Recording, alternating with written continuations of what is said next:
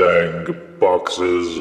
For Halloween, here's a short little review of a spooky item that I found on the interwebs, which I'm told is made of a series of tubes.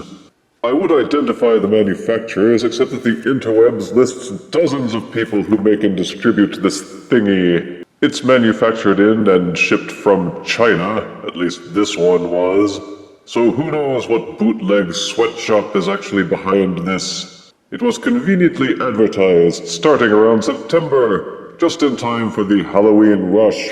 It had no packaging at all beyond the plain cardboard box in which it was shipped. So let us begin our mystical review of the Scary Spider Prank Box. Hello, my baby. Hello, my honey. Hello, my ragtime gal. Sonny, you've kissed my wife. Baby, my heart's on fire. The Scary Spider Prank Box, as is often the case with these interwebs impulse purchases, is much smaller than the ad videos on Facebook and such might lead you to believe. It's only about 2 inches tall, 2 inches wide, and about 3.5 inches deep, making it pretty much worthless, at least as a box that you might use to store anything tempting. It feels light and cheap, as one might expect from a Chinese crank factory. It appears to be made mostly of particle board, but it's so thin it could well just be particle sheeting. It appears to be real wood, but that's mostly because it has wood-textured stickers on the sides, on the front, and on the base. The exception seems to be the lid, which is still particle board with stickers, but at least they added some texturing to it to make it feel like wood grain and more like actual wood instead of fake wood. The box top has these little grooves in the side, which allow the top to slide outwards, and a short snip from a dowel rod at the very top, which serves as a brace for your fingers when sliding the lid. So what is the purpose of this box then? Slide the lid outwards about 1 inch, and you will trigger an internal mechanism. You will start to feel some resistance, but slide the lid out another inch and you will unleash the prank. A fake rubber spider will burst out and appear to leap up towards your fingers, scaring the ignorant and the gullible. So instead of finding treats or jewelry, they will find this. This prank is nothing new. I have seen other versions where a snake jumps up, and some of them even have snakes with barbed tongues that will stab you and draw blood. Jerks. Thankfully, they've engineered this one so that it won't reach your fingers. The purpose is just to startle the unwary. The rubber legs on the spider bend easily enough that it springs in and out of the box easily. Just slide the lid back, and the spider will nestle snug and cozy in his little hidey hole, waiting for the next prank victim.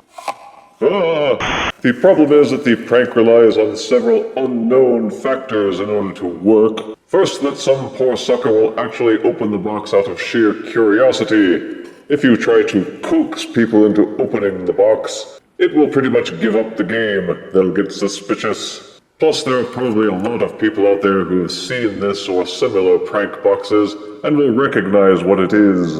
The best option is to disguise this by setting it among other desktop bric-a-brac to serve as a distraction and lull people into trying the prank box while examining your other curios. People who are naturally paranoid may stop sliding the box before the spider jumps up, because there's a bit of a tug, which may make the exceptionally observant victim pause.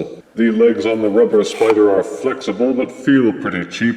They may become brittle and snap off under heavy usage. Try slipping in a few loose objects like nuts, ball bearings, or actual candies to give the box some extra weight and perhaps fool people into thinking there might actually be something desirable inside. You will need to tilt the box so that the objects roll forward and give the spider enough clearance to slip back down. The Scary Spider Prank Box probably won't scare many people, though you may startle a few. Positives are that the box works as advertised and functions well enough. It's a tried and tested prank, so it would have taken a lot for our Chinese chums to get it wrong. Negatives are that the box is small. So small that people will wonder if there is anything in it worth bothering with. All of the materials feel light and cheap, and it's a bit of an insult that they couldn't even bother to use real wood. The El Cheapo rubber spider feels like it might fall apart after a few dozen emergings. The mechanism tugs a bit, which may make your victims suspicious before they even get pranked. And this prank has been done to me. It's a gag that comes and goes, kind of like the pet rock or pogs. And unless you change the venue of display a lot, people will catch on pretty quick and thus diminish the cruel joy you will get from actually ensnaring someone. Is it worth the price you will pay for buying one online? Probably not. There are DIY guides posted which show you how to build your own, if you have the time, materials, and the wherewithal, so you don't have to pay money and wait for this to be slow-boated over to wherever your realm may be. I give the scary spider prank box 4 out of 10 deaths. Happy Halloween, mortals! If you refuse me, honey, you lose me. Then you'll be left alone, oh baby. Tell them all and tell me I'm your own.